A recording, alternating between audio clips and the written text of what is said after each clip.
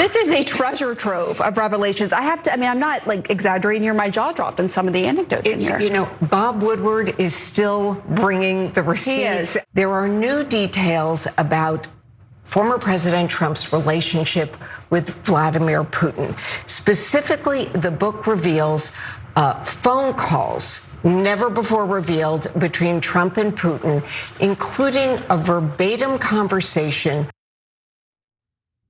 Donald Trump has had conversations with Vladimir Putin. That's one of the many revelations in Bob Woodward's latest book titled War, set to come out soon. And it's not just about Trump. He also dives into the Biden administration. In fact, he gives a behind the scenes look into the Biden administration.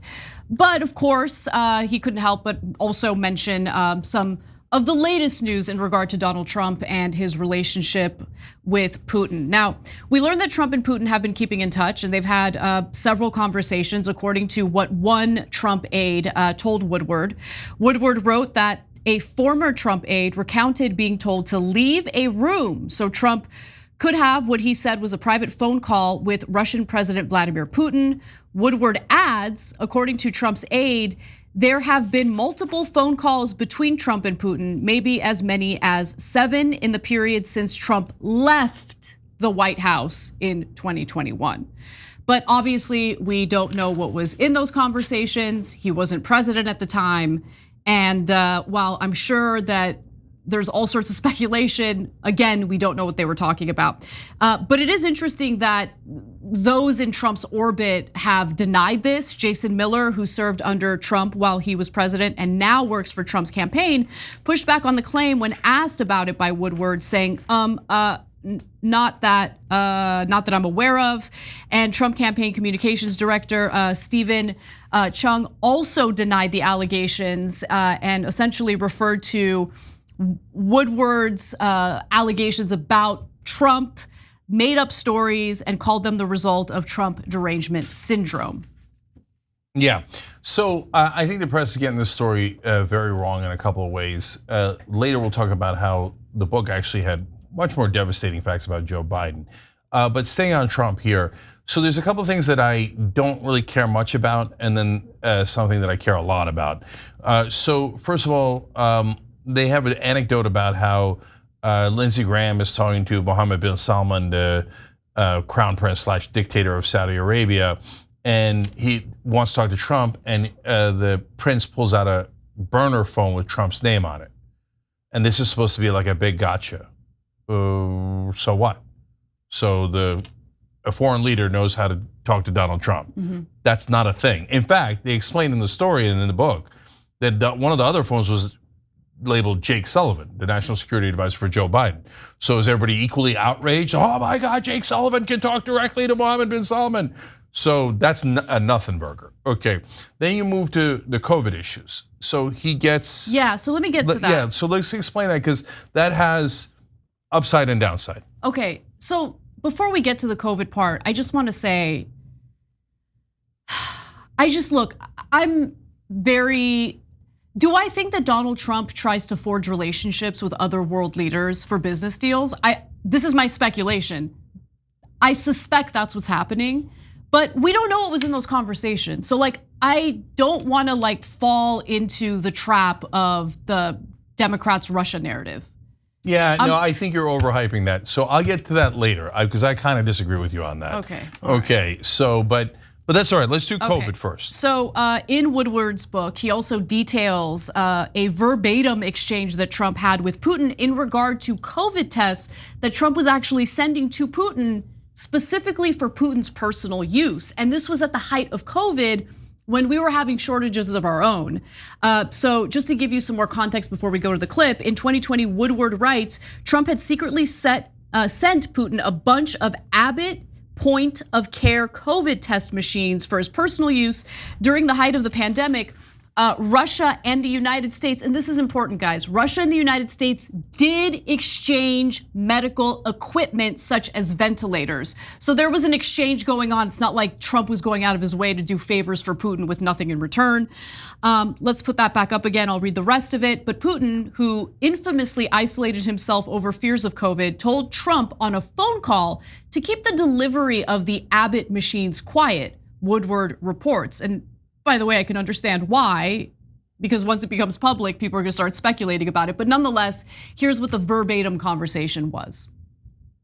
Trump secretly sent to Putin scarce COVID testing machines for his personal use. This was at a time during the height of COVID where everybody wanted one of these. And we actually have, Woodward has the conversation between Trump and Putin in the book. Here's what they said. Putin, please don't tell anybody you sent these to me. Trump, I don't care, fine. Putin, no, I don't want you to tell anybody because people will get mad at you, not me. They don't care about me. I mean, true. No. Not true? I mean, you don't think people would be upset if at the height of COVID, everyone learns that Trump sent COVID tests to Vladimir Putin? Yeah, they'd be upset at Trump, but Putin's not saying that because he wants to protect Trump. He's definitely saying that because he wants to protect himself, and he's manipulating Trump because Trump's a dum-dum.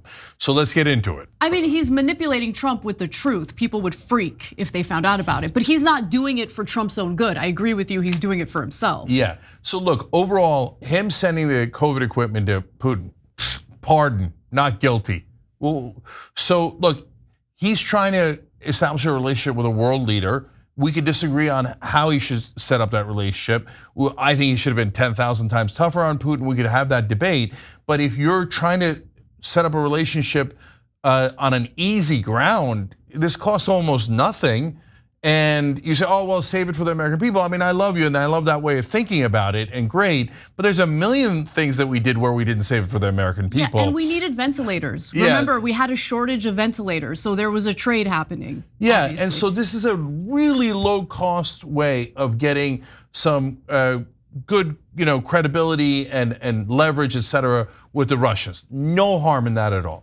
The part where he's like, now, Donnie, I'm saying this for your own good, BS. And Donald Trump gets played by these dictators nonstop and by these strongmen, right? So no, Putin doesn't want people to know that he's freaked out by COVID because that makes him look weak. Second of all, most importantly, he doesn't want our spy agencies knowing that Trump is sending equipment over there. Because then that's a good point. Of course, because then they would load it up with mics and different spying things, etc. Of course, right? And Trump's like, okay, Vladimir told me that this is good for me. Let's keep it a secret. And Putin's super lucky that Trump's not an Israeli, because that would have been very dangerous for his health if the Israeli sent you a gift that is electronic equipment. Watch out, okay? Anyways, but overall, not guilty on that. They're making a mountain out of a molehill, okay? On the Russia stuff, the reason I disagree with you, Anna, is, look, he's doing things that are unprecedented, and I need you to understand that this is not normal. So when he was president and had the secret meetings with Putin, he would go, and one time they came out of the meeting, and normally there's a Russian and American translator. He took the American translator's notes physically from that person and ripped it up and threw it away because he didn't want any other American knowing what they discussed. That's unnerving. Then from then on, he would only use Russian translators. Trump, not Putin. Trump would say, no, well, let's only use the Russian translator because I don't even want the American translator finding out. That's unnerving, okay? So why do they usually have another American in the room? And then the Russians also have another Russian in the room. There's actually a much simpler reason. It's because you don't want miscommunication on things that are super important. And if it's just two people, you could have miscommunication. That's the main reason we have someone else either in the room or on the line with the president. No president says, no, I don't want to be recorded, and no, I don't want someone else on the line. It's just never done, okay? So when Trump does that, everybody in the room's like, what's he talking to him about? What's getting promised back and forth? Because it's not necessarily in American interest, it might just be in Donald Trump's interest. Remember, guys, before he was president, there's two countries he constantly bragged about loving because of how many business deals he did with them. One was Saudi Arabia, And he would say, they could buy my apartments for $30, $40 million. Am I supposed to not like them? I like them, right? Because they're giving him money. And the others were the Russians, where both of his sons, Eric and Don Jr., said, oh, we get all our money from the Russians. It turns out the Russians love golf.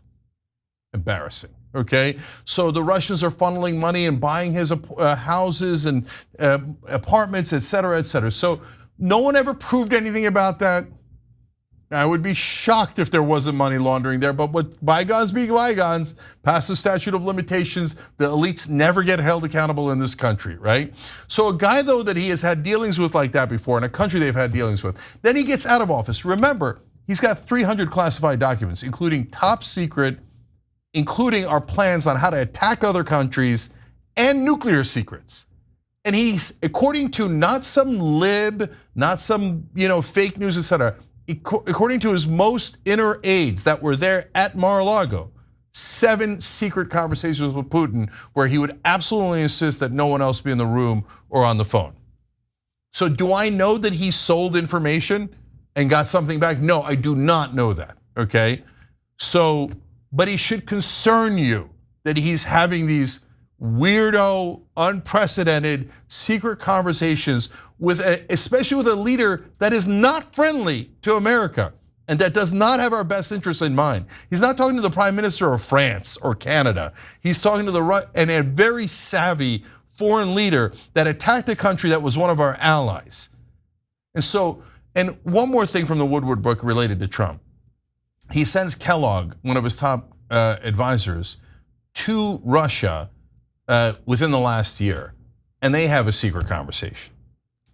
So did they promise Putin something? Oh, I'm sorry, that was about Israel, not about Russia. Did they promise Netanyahu something about, hey, don't worry if Trump wins X, Y, or Z? Well, we'll never know because these are all secret, right? So now, since he's not president right now, he doesn't have to make it public. There doesn't have to be someone else in the room. So if you want to say, hey, Cenk, nope, not technically not guilty. You're free to interpret it any way you like.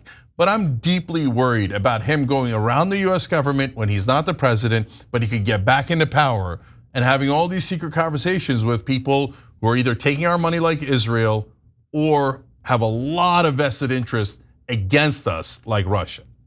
It is amazing to me that the Israel component of what you just presented barely getting any attention, because Russia, I mean the Russia thing, Democrats jump in it. Like they have no problem obsessing about that. But secret conversations with leadership in the Israeli government, totally fine. Totally fine. Trading secrets on the DL with Israel, totally fine. No problem there. Look, in the next story, we're gonna get into infuriating. What's in Woodward's book about Biden. But there's a lot of really damaging stuff about Biden and Israel's relationship.